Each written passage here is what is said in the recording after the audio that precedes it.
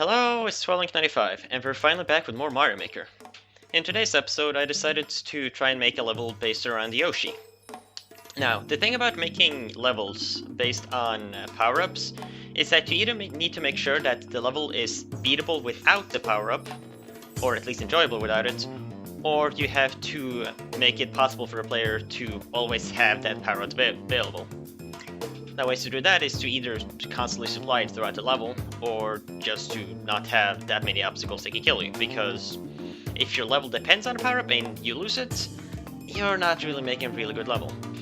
Now, to make this level based around Yoshi, I decided to place a bunch of enemies that Yoshi can interact with in different ways. The Wigglers is just a basic enemy that can be eaten. The Sledge Brothers, as you're called, as opposed to what the title says. I didn't actually know that they had a name. I just call them Fat Ham Brothers. You can't eat them, but you can eat their hammers and chuck them back at them. The Chain Chomps are edible, which is something I kind of just found amusing, so I added them in there. And then I added Fireballs and Dry Bones, because they can be eaten and spat out as projectiles.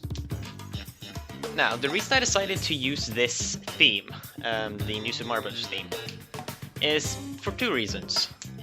One, I wanted to use Yoshi's with, or the version of Yoshi with the most abilities. Yeah, let's just forget to slur those lines.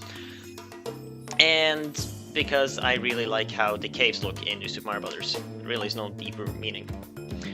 So as you can see here, I'm trying to set up the level so that you can still beat the Sledge Brother without ever using Yoshi by putting him on top of a row of coin boxes. Again, there's really simple things like that you just have to lay out.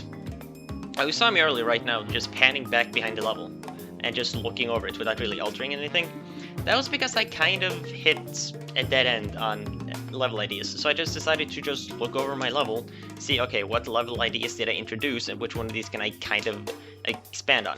And I realized, yeah, I'm using these crystal platforms simply because I think they look neat, and I decided to utilize the abilities that you can just walk through them. So I just added multiple paths, and then I added wigglers on a selection of these platforms to make sure that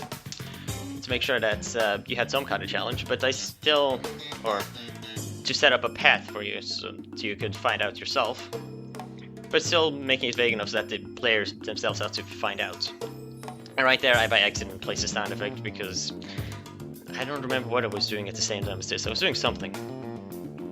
Now right there, I just decided to add a row of wigglers, but I'm not really happy about it, so I end up altering it later throughout the level. One thing I decided to alter also later on is to remove Yoshi from most of the different spots, so that you can only get Yoshi at the beginning of the level. Again, was kind of to challenge myself, my level design ideas, just to make sure, like, okay, can I actually make a level depending on a character and still make it fun? And right now I've gotten to the end of the level, but I want a way to finish it, but I can't really think of something to do, so I simply play through the level, look at what ideas I've introduced, and which one I can expand upon. Which one of those ideas I can expand upon and use. Now right here, I finally decided, like, oh yeah, I only used, like, Chain Chomp, like, twice. Maybe I could add them here instead of Wigglers, because I wasn't really fond of the Wigglers. And I decided, like, yeah, I could, like, have a Sledge Brother at the end, kind of like a mini-boss. So I set up this arena over here.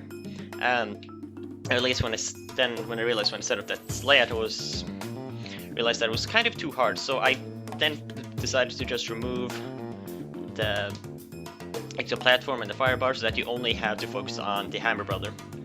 And then I laid out the platform so that you could, in theory, just skip him if you wanted to. You could draw a number him if you didn't care for the one-ups, or you could simply try to challenge him, I guess, and try to jump over him. And right there, I'm doing just a quick level test throughout the level to see for myself how it plays with Yoshi, and to see where it would make sense to plot out coins. And then I just simply placed them. And again, something I mentioned earlier in my previous videos, avoid placing coins around hazards, or in the way of hazards. Like right here, that coin row I tried to put over there wasn't really that good, because it put you directly on the path of the firebar, and if players didn't see the fireball earlier, they're just like, yeah, I could get that, and then get sniped. So, yeah, avoid doing that. And so we're here with now my live play session of level. And even though it's a level based entirely around Yoshi, which is in that one block you decide to skip, I, well, simply skip him to make sure that the level is still fun without him. And at least, I personally don't find this to be one of my all-time best levels. Some people seem to, based on the likes on this level compared to the other ones that I upload to around the same time, people seem to disagree. And this section, like this specific section here with the Wigglers, walking through there, it's a very, that's an area I should have had someone test, because I know exactly how I planned it to go through, but I never really got any way to test to see if, hey, is this how other players approaching the level for the first time would, well, approach it. So, and I didn't really have the benefit of having people to test it around then, because I was at where I live, which isn't at home. Yeah, that concludes the level, and there's still 40 seconds left of the video. As always, here's the level description, the level code, and the code will be in the description. So next time, I'll be doing an attempt at an airship level. So see you guys then. Later.